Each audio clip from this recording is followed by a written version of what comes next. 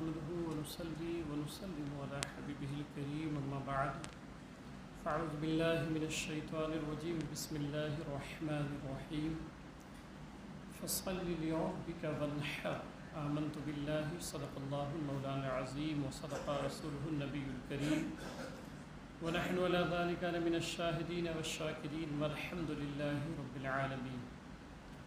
آئیے کچھ عرض و معروض ہو اس سے قبل ہم اور آپ مل کر کے حضور صلی اللہ علیہ وسلم کی مقدس بارگاہ میں کمال عقیدت و محبت کے ساتھ درود پاک پڑھیں صلی اللہ علیہ وسلم۔ صلاۃ و سلام علیک یا رسول اللہ صلی اللہ تعالی علیہ وسلم۔ حضرات، میں نے پچھلے جمعہ کو بتایا تھا کہ قربانی کے تعلق سے چند جو ضروری مسائل ہیں، عموماً یہ ہوتا ہے تقریریں ہم سنتے ہیں، بیانات تو سنتے رہتے ہیں، مگر مسائل جو ہمیں قربانی میں اہم ہیں اور کام آنے والے ہیں، تو میں نے یہ ذہن بنایا کہ ہم ایک دو جمعہ جو ہے آپ کو مسائل سمجھائیں گے۔ سب سے پہلا مسئلہ تو یہ سمجھ لیجیے کہ قربانی جو ہے یہ کیا ہے۔ تو قربانی یہ ہم پر واجب ہے۔ کیا ہے؟ چونکہ سوشل میڈیا کا دور ہے تو مجھے پتہ ہے بہت سارے مجھے لوگ بھیج رہے ہیں کہ دیکھیں یہ مولانا صاحب کہہ رہے ہیں کہ بھئی اگر کوئی کرے تو بھی کوئی بات نہیں، نہ کرے تو کوئی بات نہیں۔ اس طرح کا بھی سوشل میڈیا پہ چل رہا ہے، اور ٹوپی اچھی خاصی ہے اور جبہ کبہ بھی ہے، مگر اس طرح کے بیانات جاری کر رہے ہیں۔ یاد رکھیے گا قربانی کیا ہے۔ اب کہتے ہیں نا کہ سنت سے مراد کیا ہوتا ہے کہ قربانی کا وجوب سنت سے ثابت ہے۔ اور سنت کسے کہتے ہیں؟ حضور صلی اللہ علیہ وسلم کے فرمان کو، احادیث طیبات کو۔ کیا جیسے ہم کہتے ہیں نا قرآن و سنہ، ٹھیک ہے، تو مراد کیا ہوا کہ کلام اللہ اور کلام رسول یعنی احادیث طیبات۔ تو سنہ کا اطلاق کس پر ہوتا ہے؟ احادیث پر، ٹھیک ہے۔ تو یہ واجب ہے اور کس سے ثابت ہے؟ سنت سے، مطلب احادیث طیبات سے اور قرآن مقدسہ سے۔ میں اس پر دلیل دوں گا کیونکہ سوشل میڈیا کا دور ہے اور آپ لوگ پتہ نہیں کس کو سنتے ہیں، حالانکہ سننا ہی نہیں چاہیے۔ ہمارے اکابرین نے بر مبنی کتاب و سنت دلائل دیے ہیں اس بات پر کہ اگر کوئی بد مذہب ہے تو اس کی گفتگو یا اس کے بیان کو سننا ہی ناجائز ہے، سننا ہی درست نہیں ہے شرع میں۔ تو اس پر میں دلائل دیتا ہوں کہ یہ واجب ہے۔ اب واجب کی دلیل دے رہا ہوں میں۔ اگر کوئی کہتا ہے نا سنت سے مراد کیا لیتے ہیں کہ یار جو کریں تو ثواب ہے، نہ کریں تو کوئی گناہ نہیں ہے، مگر واجب کسے کہتے ہیں کہ اگر نہیں کریں گے تو گنہگار ہوں گے، اس کو واجب کہتے ہیں۔ یعنی فرض سے نیچے اور سنت موقدہ کے اوپر جو درجہ ہوتا ہے اس کو کہتے ہیں واجب۔ سنیں پہلی دلیل قرآن مقدس سے، فَصَلِّ لِرَبِّكَ وَانْحَرْ، اے حبیب مکرم بس نماز پڑھیے اپنے رب کے لیے اور قربانی کریے، ٹھیک ہے۔ اب یہ حکم ہے، کیا ہے؟ یہ حکم ہے۔ وَانْحَرْ یہ فعل امر ہے۔ امر کا جو لفظ آتا ہے، یاد رکھیے گا کہ ایک ذہن میں یہ بھی آتا ہے کہ اس کی تفصیلات تو قرآن میں نہیں ہے، قربانی کیسے کریں، کیا کریں، تو اس کی تفصیلات تو جو منکرین حدیث ہیں، ایک طبقہ ہے اس دنیا میں، آپ کو نہیں پتہ ہے، اہل علم جانتے ہیں کہ وہ حدیثوں کو نہیں مانتے ہیں، ان کو کہتے ہیں اہل قرآن۔ وہ اپنے آپ کو کیا کہتے ہیں؟ اہل قرآن۔ وہ حدیث کو نہیں مانتے۔ یاد رکھیں گے کہ میں ایک جملہ سمجھا دوں یہاں پہ کہ یہ قرآن ہے، ھذا قرآن، یا یہ اللہ کا کلام ہے، ٹھیک ہے۔ یہ جو جملہ آپ بولتے ہیں نا کہ یہ قرآن ہے، یہ خود حدیث کا جملہ ہے۔ اللہ نے یہ نہیں کہا کہ یہ قرآن، اللہ نے سمجھایا یہ قرآن ہے، حضور صلی اللہ علیہ وسلم پر نازل ہوا اور سرکار نے بتایا ہے کہ یہ قرآن ہے۔ تو یہ کہنا کہ نہیں ہم صرف قرآن کو مانیں گے، بھئی قرآن حضور صلی اللہ علیہ وسلم کے فرمان کے علاوہ آپ قرآن مان ہی نہیں سکتے ہو۔ سرکار نے کہا یہ قرآن ہے تو قرآن ہے، اور جو سرکار کہیں اس کو کیا کہتے ہیں؟ حدیث۔ تو یہ قرآن ہے، اس بات کو ماننے کے لیے پہلے آپ کو حدیث ماننا ہوگا، ٹھیک ہے۔ ایک بات سمجھ لی آپ نے۔ اب چونکہ تو کہتے ہیں کہ دیکھو قرآن شریف میں تو اس کی تفصیل نہیں ہے، تو قرآن شریف میں یہ جو ابھی آپ جمعہ میں بیٹھے ہوئے ہیں تو اس کی تفصیل ہے قرآن میں؟ نہیں ہے۔ نماز ظہر کی تفصیل ہے قرآن میں؟ نہیں ہے۔ نماز کیسے پڑھیں گے، نیت کیسے باندھیں گے، کیا کیا پڑھیں گے، قرآن شریف میں ہے؟ نہیں ہے۔ اس کی تفسیر قرآن پاک کی، یاد رکھیں ایک جملہ اور سمجھا دو، علمی جملہ، کہ قرآن حدیث کا محتاج نہیں ہے، یہ ذہن میں رکھ لیں آپ بات، ایک علمی بات ہے، قرآن حدیث کا محتاج نہیں۔ جیسے اللہ تعالی دین کو پھیلانے کے لیے نبی اور رسول کا محتاج نہیں ہے، ٹھیک ہے، مگر ہمیں دین سمجھنے کے لیے اور ہمیں دین جو ہے وہ جاننے کے لیے اور دین کو پہچاننے کے لیے ہم لوگ نبی اور رسول کے محتاج ہیں، اللہ تعالی محتاج نہیں۔ ایسے ہی قرآن حدیث کا محتاج نہیں ہے، مگر قرآن کو سمجھنے کے لیے ہم لوگ حدیث کے محتاج ہیں، بغیر حدیث کے قرآن سمجھا نہیں جا سکتا۔ اب یہ جو ہے اللہ نے فرمایا ونہر، یہ فعل امر ہے، اور امر کا اطلاق کب ہوتا ہے وہ سن لیں۔ میں جانتا ہوں، میں آپ کو بتاؤں گا، میں نے آپ کو پہلے بھی سمجھایا ہے کہ کوئی شخص اگر یوٹیوب پہ تقریر کر رہا ہے اور وہ کہہ رہا ہے یہ بخاری، یہ مسلم، یہ ابو داؤد، تو ہم لوگ اتنا متاثر ہو جاتے ہیں کہ یار یہ کتنا بڑا عالم ہے، یہ دیکھیں حدیث نمبر بھی بتا رہا ہے، بخاری کا نام بھی لے رہا ہے، راویوں کا نام بھی لے رہا ہے، جبکہ وہ اصول کی کتابیں پڑھا نہیں ہوتا، اصول کی کتابیں پڑھا نہیں ہوتا۔ فرض کس سے بنتا ہے، واجب کس سے بنتا ہے، سنت موقدہ کے لیے کن دلائل کی ضرورت ہے، غیر موقدہ کے لیے کن دلائل کی ضرورت ہے، کچھ بھی نہیں پتا ہوتا اس کو اصول، اور پھر وہ دھڑلے سے باتیں کرتا ہے۔ اس قسم کے لوگ یوٹیوب پہ بہت زیادہ ہے۔ اب جب اصول پڑھیں گے آپ اور اس کے لیے 10-12 سال مدارس میں محنت کرنا پڑتا ہے، 10-12 سال وقت دینا پڑتا ہے، آپ اتنا آسان نہ سمجھیے۔ آپ سمجھتے ہیں نا جو ماحول چل رہا ہے یار مولانا صاحب بس ایسے ہی، آپ اپنی لائن میں بادشاہ ہوں گے، جب میری لائن میں آپ آئیں گے تو آپ لا الہ الا اللہ محمد رسول اللہ بھی پڑھنا مشکل ہو جائے گا آپ کو۔ جب ہم سوال کرنے پہ آ جائیں گے تو آپ کو لا الہ الا اللہ محمد رسول اللہ بھی پڑھنا، آپ بسم اللہ الرحمن الرحیم بھی نہیں پڑھ پاؤ گے۔ تو آپ کی اپنی لائن ہے، اس میں آپ بات کریں، ٹھیک ہے، تو سب کی اپنی لائن ہوتی ہے، سب کا اپنا سبجیکٹ ہوتا ہے۔ تو میں عرض کر رہا تھا کہ مطلق الامری، اب اصول سمجھا رہا ہوں، مطلق الامری یدل علی الوجوب عند عدم القرینۃ الصارفہ، جہاں مطلق امر آئے، حکم آئے اور کوئی قرینے صارفہ موجود نہ ہو، تو اصول یہ ہے کہ وہ امر جو ہے وہ وجوب پر دلالت کرتا ہے، اس امر سے، اس حکم سے واجب بنتا ہے، یہ اصول بتا رہا ہوں آپ، ٹھیک ہے۔ تو ونہر، قربانی کر، یہ کیا ہے، فعل امر، اور امر کس پر آتا ہے، وجوب کے لیے آتا ہے، واجب ہونے کے لیے آتا ہے، ٹھیک ہے۔ تو یہ پہلی دلیل قرآن سے۔ دوسری دلیل سنیں، صحیح البخاری جلد حدیث نمبر 5500، سرکار علیہ السلام نے فرمایا من ذبح قبل الصلاۃ فلیذبح مکانہا اخرى، یہ صحیح بخاری ہے۔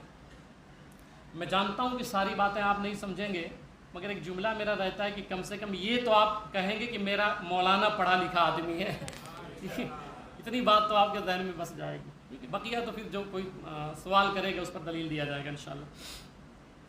من ذبح قبل الصلاۃ، میرے آقا صلی اللہ علیہ وسلم نے فرمایا صحیح بخاری میں کہ جو نماز سے پہلے ذبح کر دے جانور، قربانی کر دے، فلیذبح، فعل امر آیا، مکانہا اخری، تو اس پر ضروری ہے کہ دوسرا جانور جو نماز سے پہلے ذبح کر دیا، قربانی کب ہے، نماز کے بعد، عید قرباں کے، نماز عید کے بعد، مگر سرکار نے فرمایا صحابہ کو کہ جو پہلے ذبح کر دے اس پر ضروری ہے کہ اسی جانور کو جس نے ذبح کیا ہے وہ جانور قربان اب نہیں ہوا، قربانی نہیں مانا جائے گا، اس کی جگہ پہ نماز کے بعد وہ دوسرا جانور ذبح کرے، فلیذبح، ذبح کر، یہ لفظ ہے۔ اب یہ کیا ہے، امر ہے، یہ سرکار کا حکم ہے۔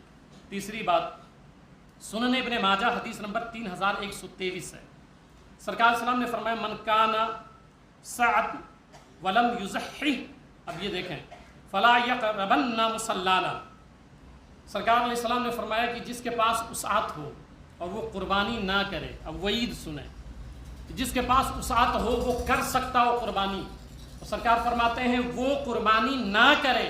تو میرے آقا فرماتے ہیں ایسا شخص میری عیدگاہ کے قریب بھی نہ آئے. یہ حکم ہے، یہ وعید ہے. جس کے پاس وسعت ہو اور وہ قربانی نہ کرے تو سرکار فرماتے ہیں وہ میری عیدگاہ کے قریب بھی نہ آئے. اب یہ حضور صلی اللہ علیہ وسلم کی وعید موجود ہے. ٹھیک ہے. تو امام احمد بن حنبل کا مذہب وقد خرج وجوبها قولا فی مذہب احمد وهو قول ابی حنیفہ. امام احمد بن حنبل کا مذہب یہی ہے کہ قربانی واجب ہے. یاد رکھیں، اب دلیل دے رہا ہوں. امام اعظم ابو حنیفہ رحمۃ اللہ تعالیٰ علیہ کا مذہب کیا ہے؟ قربانی واجب ہے. اب اس پہ میں اگر آپ کہیں تو دلیلیں بہت ساری دے دوں، مگر چونکہ جمعہ میں اتنا وقت نہیں رہتا. اب جو لوگ اعتراض کرتے ہیں کہ یار نہیں قربانی واجب نہیں ہے، اس فرقے کو کہتے ہیں اہل حدیث. کیا کہتے ہیں؟ اہل حدیث. اب ان کے جو بڑے امام ہیں، جو بانی ہیں، ان کا بھی حوالہ لے لیں آپ، تاکہ کم سے کم یہ فتنہ تو ختم ہو. مجموع الفتاوی علامہ ابن تیمیہ کی کتاب ہے، جلد نمبر 23 ہے، صفحہ نمبر 1621 ہے اور 162 پر بھی ہے.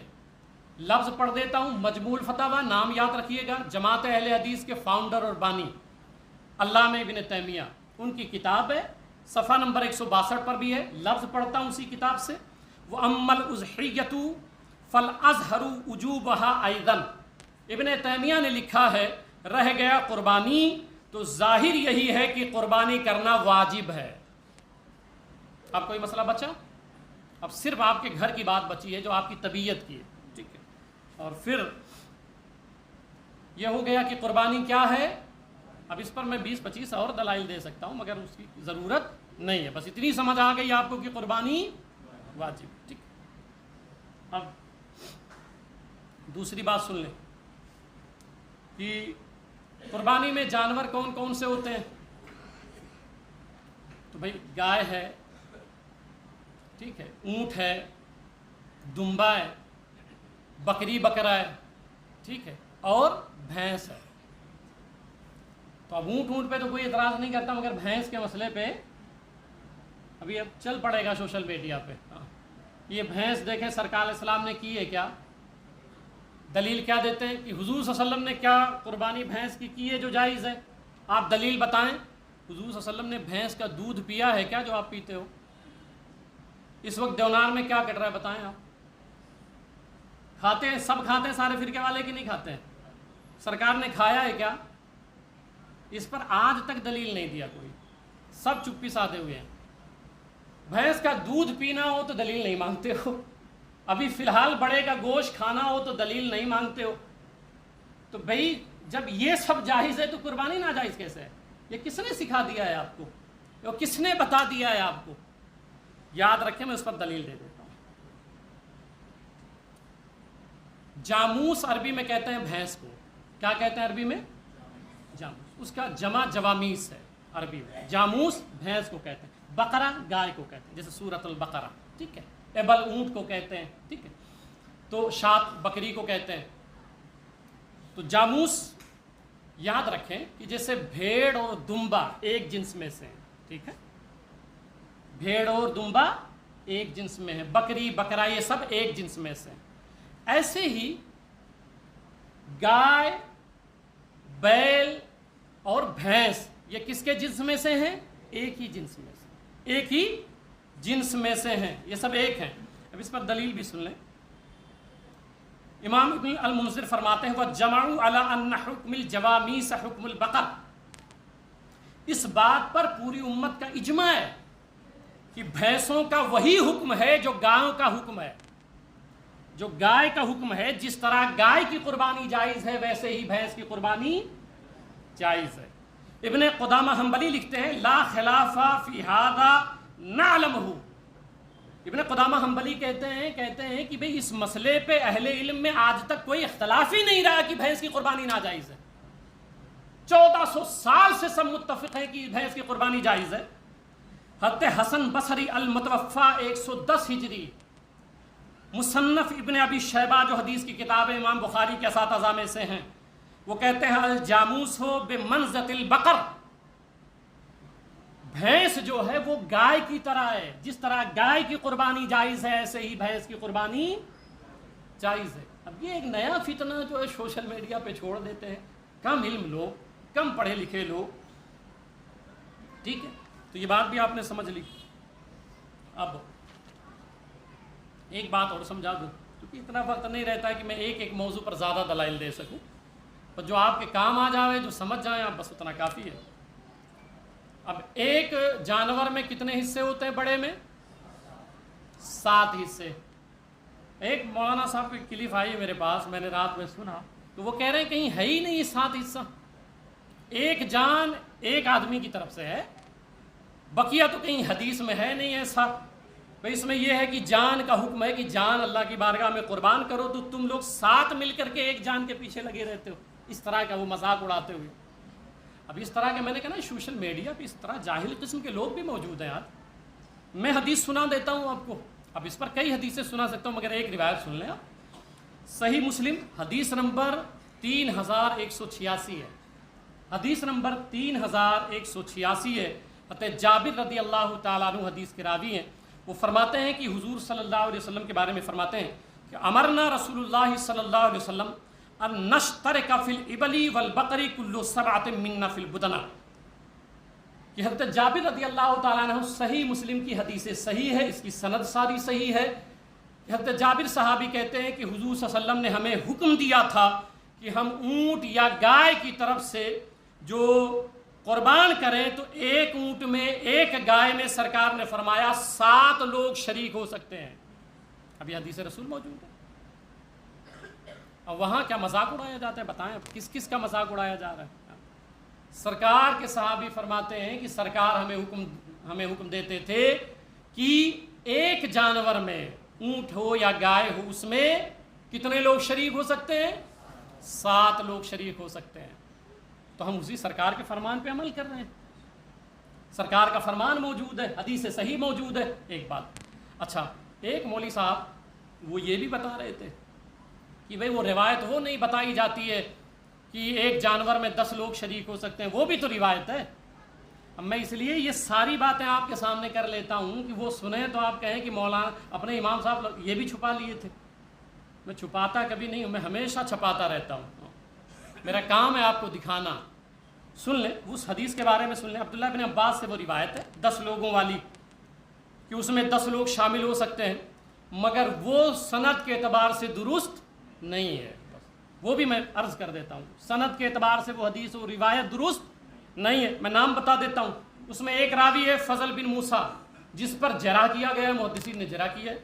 ایک راوی اسی میں حسین بن باقر ہے، اس پر بھی محدثین نے جرح کیا ہوا ہے، تو وہ حدیث درست نہیں ہے۔ صحیح سند کے ساتھ جو روایت موجود ہے صحیح مسلم میں حدیث نمبر 3186 کہ صحابہ فرماتے ہیں کہ سرکار ہمیں ایک جانور میں 7 لوگوں کو شرکت کی دعوت دیتے تھے، اور اسی حدیث پہ ہم لوگ عمل کرتے ہیں اللہ کی توفیق سے۔ اب ایک جواب اور سن لیں، ایک جو ہے پلمبر صاحب ہے مرزا صاحب، وہ بھی ایک روایت بیان کر رہے تھے، وہ بھی میرے پاس کلپ آئی۔ اصل میں جب سے میں نے اعلان کیا ہے تو بہت سارے بچے مجھے بھیج دیتے ہیں، تو میرے لیے بھی آسانی ہو جاتی ہے کہ میں دیکھ کر کے آپ کا ذہن صاف کر دیتا ہوں۔ وہ کہتے ہیں کہ نعوذ باللہ کہ حضرت ابو بکر و عمر رضی اللہ تعالیٰ مجمعین وسعت ہونے کے باوجود، استطاعت ہونے کے باوجود قربانی نہیں کرتے تھے کہ کہیں یہ واجب نہ ہو جائے یا لوگ واجب نہ سمجھ بیٹھیں۔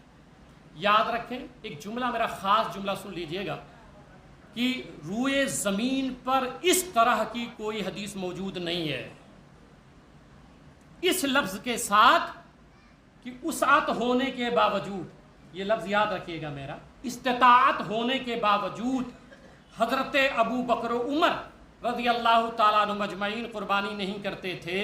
استطاعت ہونے کے باوجود، وسعت ہونے کے باوجود اس قسم کی روئے زمین پر پوری دنیا میں کل کتب احادیث میں ایک بھی روایت موجود نہیں ہے۔ بھئی وسعت نہیں رہی ہوگی تو نہیں کیے ہوں، مگر وسعت ہونے کے باوجود آپ لوگ سمجھدار لوگ ہو جو حضور صلی اللہ علیہ وسلم کے لیے جان قربان کرنے پہ اپنی جان ہتھیلی پہ رکھ کے گھومتے ہوں، وہ حضور کی سنتوں کو اس طرح چھوڑیں گے؟ عقل میں یہ بات آتی ہے؟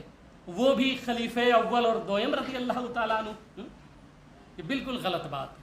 وسعت نہیں رہی ہوگی، نہیں کیوں، مگر وسعت ہونے کے باوجود ایسا کوئی حدیث ہی نہیں، کوئی روایت نہیں۔ اب یہ بات ہو گئی ٹھیک۔ اب میں نے 3 باتیں آپ کو سمجھائی کہ قربانی کرنا کیا ہے، یہ واجب ہے۔ بھینس پر بھی قربانی جائز ہے۔ بڑے جانور میں کتنے حصے ہو سکتے ہیں؟ ساری حدیث سے آپ کو بات سمجھ آ گئی۔ اب وسعت کسے کہتے ہیں، کس پر واجب ہے، ٹھیک ہے، وہ سمجھ لیں آپ کہ کس پر واجب ہے اور کس پر واجب نہیں ہے۔ قربانی کی شرائط کیا ہے؟ قربانی کی شرائط ہیں مسلمان ہونا، ٹھیک ہے، مسلمان پر ہی قربانی ہے، کسی غیر مسلم پر قربانی نہیں، ایک بات۔ دوسری بات ہے مقیم ہونا، یعنی آپ سفر میں نہ رہیں، کسی بھی مسافر پر قربانی واجب نہیں ہے، کسی بھی مسافر پر قربانی واجب۔ سفر کی میعاد کیا ہے وہ سمجھ لیں آپ۔ سفر 92 کلومیٹر، یاد رکھیے گا 92 کلومیٹر اگر آپ سفر کی نیت سے نکلتے ہیں اپنے علاقے سے تو اپنا سرحد پار کرتے ہیں، 92 کلومیٹر کے آگے آپ کو جانا ہے تو آپ کیا ہو گئے؟ مسافر ہو گئے۔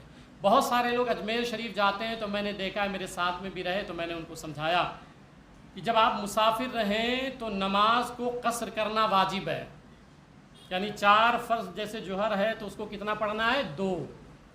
4 رکعت عصر ہے فرض تو کتنا پڑھنا ہے؟ تو اجمیر شریف جو لوگ جاتے ہیں ان پر کیا ہے؟ واجب ہے، وہ مسافر ہو جاتے ہیں تو ان کو 4 فرض کو کتنا پڑھنا ہے؟ 2۔ اچھا یہاں ایک مسئلہ اور سمجھا دوں کہ اگر اس امام کے پیچھے پڑھ رہے ہو، شاہجہانی مسجد میں پڑھ رہے ہو یا اکبری مسجد میں پڑھ رہے ہو اور جماعت سے پڑھ رہے ہو تو پوری پڑھو گے آپ، کیونکہ وہ امام مقیم ہے، ٹھیک ہے، آپ مسافر ہو۔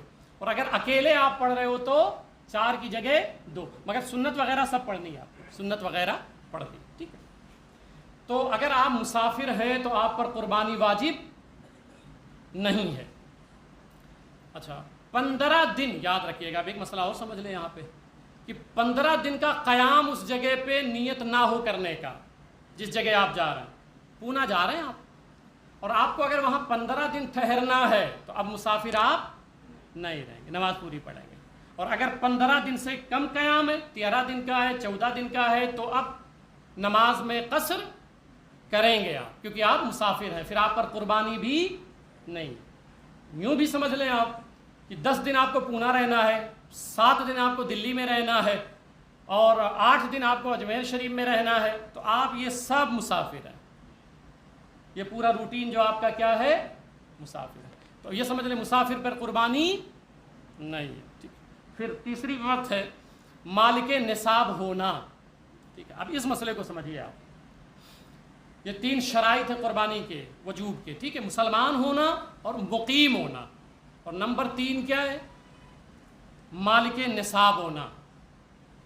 اب مالک نصاب کا مطلب کیا ہے وہ سمجھ لیں، 52.5 تولہ چاندی ہو یا 7.5 تولہ سونا ہو یا 52.5 تولہ چاندی کے مقدار میں اس کے پاس مال ہو یا پیسہ ہو، ٹھیک ہے، تو ایسے شخص پر قربانی کیا ہے؟ واجب ہے، ٹھیک۔ آپ سمجھ رہے ہیں نا میری بات؟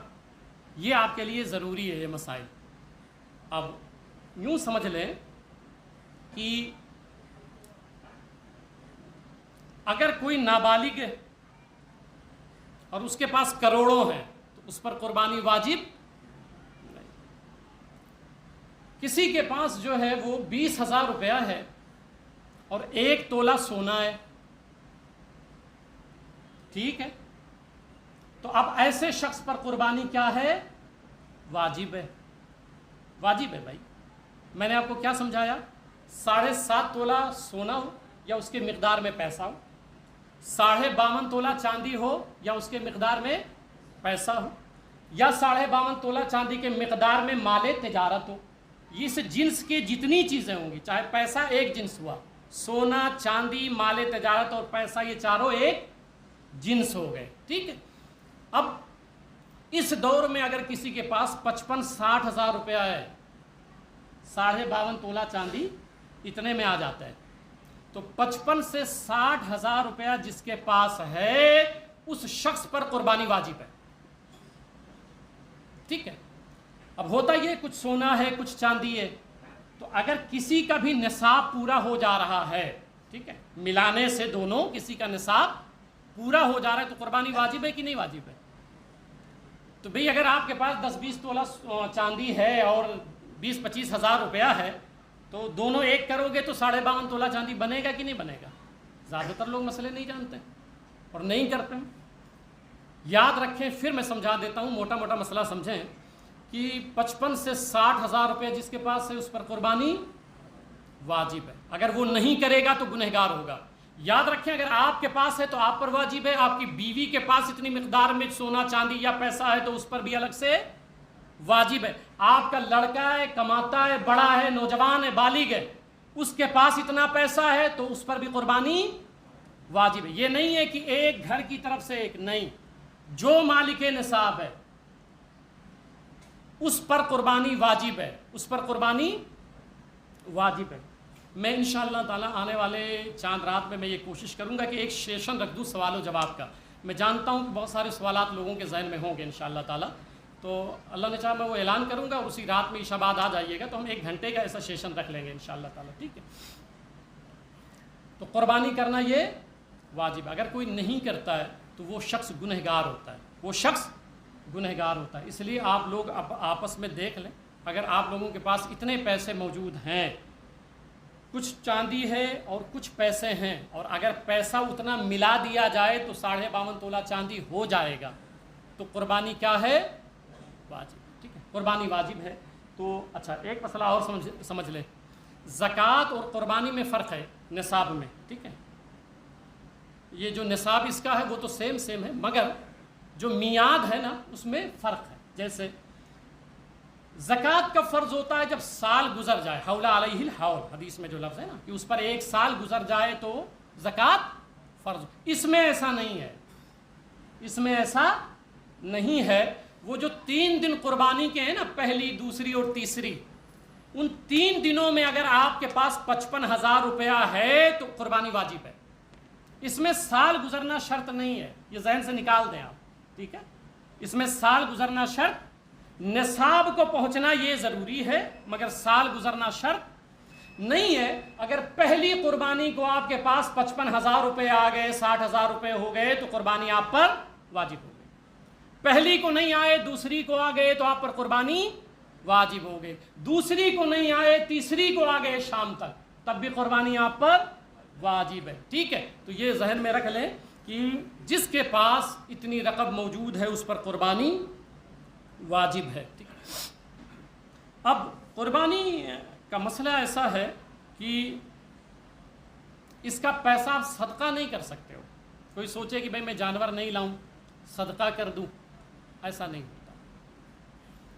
जिसने अभी तक कुर्बानी नहीं की है, अच्छा एक मसला और समझा दूं, जिन्होंने डिपॉजिट दिया हुआ है, ये 50-60 हज़ार रुपया या 1 लाख रुपया, उन पर कुर्बानी है, याद रख लीजिएगा सब लोग। ठीक है, जो डिपॉजिट दिए हुए हो 55-60 हज़ार रुपये, 1 लाख रुपए, तो ऐसे शख्स पर कुर्बानी वाजिब है। जीवन बीमा जो लोग कराए हुए हो वो भी सुन लो, जीवन बीमा जो लोग कराए हुए हो और मियाद 55-60 हज़ार तक पहुंच गई है, आप भर चुके हो इतना, तो आप पर कुर्बानी वाजिब है, याद रखिएगा। किसी के पास आपका पैसा है तब भी आप पर कुर्बानी वाजिब। शर्त यह है कि कर्जा आप ना, और कर्जा याद कब आता है मालूम है? जब ज़कात निकालना हो, पूरा साल पैसा रखे रहेंगे, उसको नहीं देंगे। जिससे कर्जा लिए हैं बहुत हल्का लेते हो आप इसको, आप समझते नहीं हो। अल्लाह के रसूल सल्लल्लाहु अलैहि वसल्लम उस शख्स की नमाज जनाजा नहीं पढ़ाते थे जो कर्जा लेके मर जाता था। आपको पता है कि नहीं पता है? अल्लाह के रसूल सल्लल्लाहु अलैहि वसल्लम फरमाते हैं कि शहीद के सारे गुनाह माफ़ हो जाते हैं, मगर कर्जा अल्लाह माफ़ नहीं करता है शहीद के। तो ये कोई मामूली चीज़ नहीं है। कोशिश किया करो कि जिससे लिया हो पाई चुका दिया करो, वरना आगे बहुत फंसोगे, बहुत पछताओगे। तो होता यह है कि मेरे पास जब मसला पूछने आते हैं तो यही आते हैं जब ज़कात निकालना हो, और सरकार इस्लाम ने फरमाया नहीं कि कुर्बानी वाजिब है तो सदका कर रहे हैं। अरे भाई जो वाजिब है वो करो आप, सदके की ज़रूरत नहीं है। सरकार ने उसको मिसाल दी فرمایا کہ جس سے قرضہ لیے اس کو ہدیہ دے رہے ہو آپ، پین گفٹ کر رہے ہو، صاحب یہ لیجئے پین میری طرف سے گفٹ. بھائی آپ کو پین گفٹ کرنے کی ضرورت نہیں، اس کا جو پیسہ قرضہ لیے وہ واپس کر دو آپ. ٹھیک، قرضہ لے کر کے وہ گفٹ کر رہے ہو آپ، ایسا نہیں ہوتا. ٹھیک ہے، تو یہ جو واجب ہے اور جو فرض ہے آپ پر، جیسے زکوٰۃ ہے فرض ہے، تو قرضے کی میعاد سمجھ لیں. جیسے مثال کے طور پہ آپ کوشش کرتے ہیں نہیں دے پا رہے ہیں، جمع ہی نہیں ہو رہا ہے. اور ایک یہ ہے کہ 50,000 قرضہ ہیں اور 2 لاکھ روپے بینک میں پڑا ہوا ہے. اب ادھر یہ ہے یار وہ فلاں پارٹی دے گی نا 50,000 روپیہ تب اس کو دے دوں گا، اور مجھ سے پوچھتے ہیں کہ امام صاحب اگر قرضہ ہوں تو کیا کروں؟ قربانی کرو آپ. قرضہ ہوں تو کیا کروں؟ زکوٰۃ دو آپ. ٹھیک ہے، صدقہ خیرات کرو. اب 50,000 اگر آپ دے دو گے تب بھی 1.5 لاکھ بچ رہا ہے آپ کے پاس، تو قربانی تو واجب ہے آپ پر. اگر جو ہے وہ آپ جتنا قرضہ ہو اور اتنا اکاؤنٹ میں آپ کے پاس ہے اتنا ہی ہے اور اس کو دینا ہے آپ کو، تو آپ دے دیجئے، تو پھر آپ پر قربانی واجب بالکل بھی نہیں ہے. اور اگر پیسہ جتنا آپ نے لیا ہے قرضہ وہ کم ہے اور جمع آپ کے پاس زیادہ ہے، 1.5 لاکھ جمع ہے اور 85,000 آپ قرضہ ہیں یا 70,000 قرضہ ہیں، تو 70,000 تو آپ کے پاس بچ رہی نا، 70-80,000 روپے، تو اس پر قربانی واجب ہے. ایسے شخص پر قربانی واجب. ٹھیک ہے، ابھی چونکہ وقت ہو گیا، پھر انشاءاللہ اگلے جمعہ کو ہم کچھ اور بھی مسائل انشاءاللہ تعالیٰ قربانی کے تعلق سے سمجھائیں گے. اور میں نے آپ کو بتایا ہے کہ قربانی جو ہے بہتر یہ ہے کہ آپ خود جانور خریدیں اور اپنے ہاتھ سے ذبح کریں، پھر وہ سبحان اللہ، مطلب ماشاء اللہ. اللہ کے رسول صلی اللہ علیہ وسلم فرماتے ہیں کہ سرکار نے فرمایا وقت ذبح جو ہے وہ جانور کے پاس کھڑے ہونا چاہیے، اور پہلا خون کا قطرہ زمین پر گرنے سے پہلے، ایک روایت میں یہ ہے کہ پہلا قطرہ جیسے سلہ مارتے ہیں تو زمین پر پہلا قطرہ جو جانور کا خون کا گرتا ہے، اللہ تعالیٰ وہ زمین پر گرنے سے پہلے اللہ تعالیٰ سارے لوگوں کی مغفرت فرما دیتا ہے. ٹھیک ہے، تو مقصود جو ہے قربانی وہ اللہ کی رضا ہو. ابھی تو یہ چلے گا نا کہ یہ کتنے کا لائے، ارے میں تو 50,000 کا لایا، اور وہ ہوٹل پہ بیٹھ کے چائے کی چسکی لیتے ہوئے، ارے میں گیا تھا اور میں نے 1 لاکھ روپے کا لایا، 2 بکرا لایا. توف ہے ایسی سوچ پر، لعنت ہو. اور میں تو کبھی کبھی کہتا ہوں یہ سب انہی لوگوں کے ذہن میں آتا ہوگا کہ پیسہ بھی ڈھنگ کا نہیں ہوگا، ورنہ کیا مطلب ہے اس کا؟ آپ بتائیں مجھے کہ آپ نے یہ کہہ دیا جب نام و نمود کے لیے کریں گے تو کوئی عمل قبول ہوگا؟ آپ بتائیں مجھے، کوئی عمل قبول ہوگا؟ کچھ بھی نہیں قبول ہوگا اگر نام و نمود و شہرت اور ہم اور میں کے لیے ہو. قربانی کا مقصود اللہ کی قربت پانے کے لیے ہو، اللہ کی رضا حاصل کرنے کے لیے ہو، وہ قربانی ہوتی ہے. ٹھیک ہے، تو آپ تمامی حضرات جو ہیں وہ خود بھی جانور لائیں جن پر واجب ہے، ضرور لائیں. اور مزید پھر آپ کو آگاہ کروں، کوئی ایسا مسئلہ ہے آپ کے ذہن میں کوئی قربانی کے تعلق سے، تو میں موجود رہتا ہوں آفس میں، تو آپ کبھی بھی تشریف لے آیا کریں، مجھ سے مسئلے پوچھ لیا کریں، سمجھ لیا کریں. دین جاننے کے لیے، سمجھانے کے لیے میں یہاں بیٹھا ہوا ہوں. تو اللہ تعالیٰ ہمیں توفیق عطا فرمائے. اور جو ہے وہ میں نے بتایا تھا آپ کو کہ ہر سال کی طرح اس سال بھی یہاں پہ بھی بڑے جانوروں میں حصوں والی قربانی کا اہتمام کیا گیا ہے. اور میں نے آپ کو بتایا کہ اللہ کی توفیق سے میں ان چیزوں پر بہت نظر رکھتا ہوں، بہت زیادہ. اس کی وجہ جانتے ہیں کیا ہے؟ آپ جانتے ہیں مجھے 17 سال سے کہ میرا مقصود یہ ہوتا ہے کہ میں آپ کو زیادہ سے زیادہ نیکیوں کی طرف لا سکوں. تو یہ میری شرعی ذمہ داری ہوتی ہے کہ بڑی تحقیق اور بڑے جو ہے وہ یقین اور اعتماد ہونے کے بعد پھر جو ہے تو جہاں وہ قربانی ہوتی ہے اس جگہ ہمارے اپنے بندے خود موجود ہوتے ہیں، وہ خود سلہ مارتے ہیں. تو فی حصہ ہم نے 2,000 روپیہ رکھا ہے. 2,000 روپیہ فی حصہ بڑے جانوروں میں رکھا ہے. گوشت یہاں نہیں پائے گا کیونکہ یہ قربانی بہار میں ہونی ہے. حافظ جنید صاحب قبلہ جو ہیں وہ ان کے یہاں، تو اب چونکہ وہاں سے گوشت تو لایا نہیں جا سکتا ہے، اس لیے جو ہے وہ وہاں جانور بھی سستے مل گئے ہیں، جس کی وجہ سے ہی 2,000 روپے، ورنہ یہاں جائیں گے آپ تو 25,000 30,000 جانور ہیں. تو اگر آپ بکرا خرید سکتے ہیں تو بکرا خرید کے لائیں، بہت بہتر ہے. یہاں بڑے جانور میں کر سکتے ہیں یہاں کریں. اور اگر آپ جو ہے ان جانوروں میں حصہ لینا چاہتے ہیں جو ہم نے یہاں اہتمام کیا ہے تو فی حصہ 2,000 روپے ہے.